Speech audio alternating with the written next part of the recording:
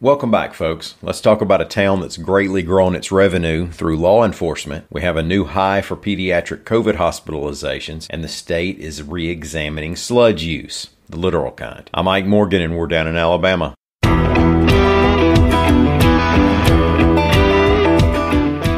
Brookside, Alabama is a town in Jefferson County of just over 1,200 people. It was an old mining town back in the day, and from 2011 through 2018, there were only 55 serious crimes that the town reported to the state. There were no homicides, no rapes. Still, as AL.com's John Archibald reported in a story on the website, in 2018, Brookside started ramping up its police force to patrol its 6 miles worth of roads and 1.5 miles of Interstate 22. Now, in 1 year, the collections of fines and forfeitures doubled. That includes vehicles that were seized during traffic stops. By 2020, fines and forfeitures cleared 49% of Brookside's revenue. Now, still looking at 2020, there were more misdemeanor arrests that year than there were residents in Brookside, and this hasn't gone unnoticed. Some of those who've run afoul of the law while driving through Brookside have leveled accusations of law enforcement trying to rack up questionable charges. There are at least 5 current lawsuits against the city. Justice reform advocates and other law enforcement leaders have expressed concerns in interviews with Archibald. Jefferson County DA Danny Carr said they've had some issues with Brookside and that driving through there has really cost some folks financially. Quote,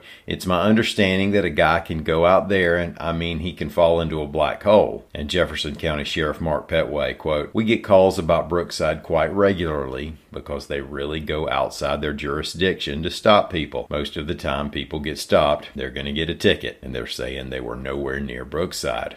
End quote. Archibald's piece went pretty deep with numerous stories of folks who were claiming funny business went on between them and Brookside. Now, regarding the line of complainants, Mayor Mike Bryan said, quote, "Everybody's got a story, and 99% of them are lying." Read more in a story on AL.com headlined, "Police in this tiny Alabama town suck drivers into legal black hole." While the Omicron variant of COVID-19 isn't as likely to make an infected person sick enough to go into the hospital, we are seeing that the sheer number of cases are so high that we're still ending up with a lot of people being hospitalized. AL.com's Ramsey Archibald reports that on Tuesday, the Alabama Department of Public Health stats showed 2,566 COVID patients in the state. That's the first time we've been over 2,500 since the Delta variant spike was just starting to recede in early September. And something else that's happening this time is the number of kids who are among the hospitalized. As of Monday, there were 97 pediatric hospital patients who were confirmed to have COVID. That's the most ever reported for Alabama. 15 of those were in the ICU and 4 were on ventilators. Now, as we've reported before, numerous schools and school systems in the state have spent time closed or holding virtual classrooms this week and last.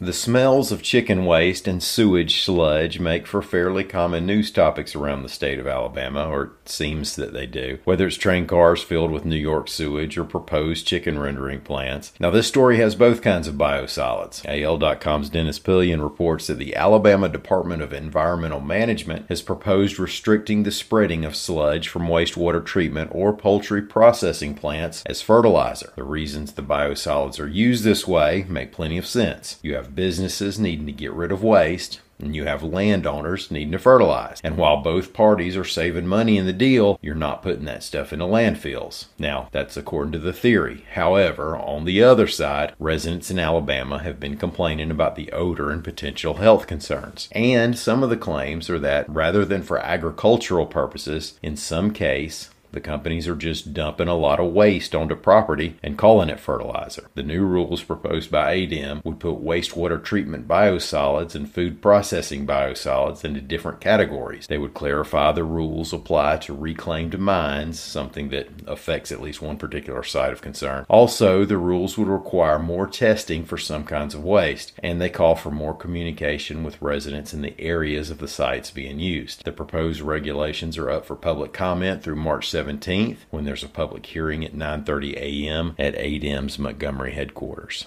Thank y'all so much for listening. We'll be back here again tomorrow. Until then, stop by and see us anytime you can. We're on the World Wide Web at AL.com.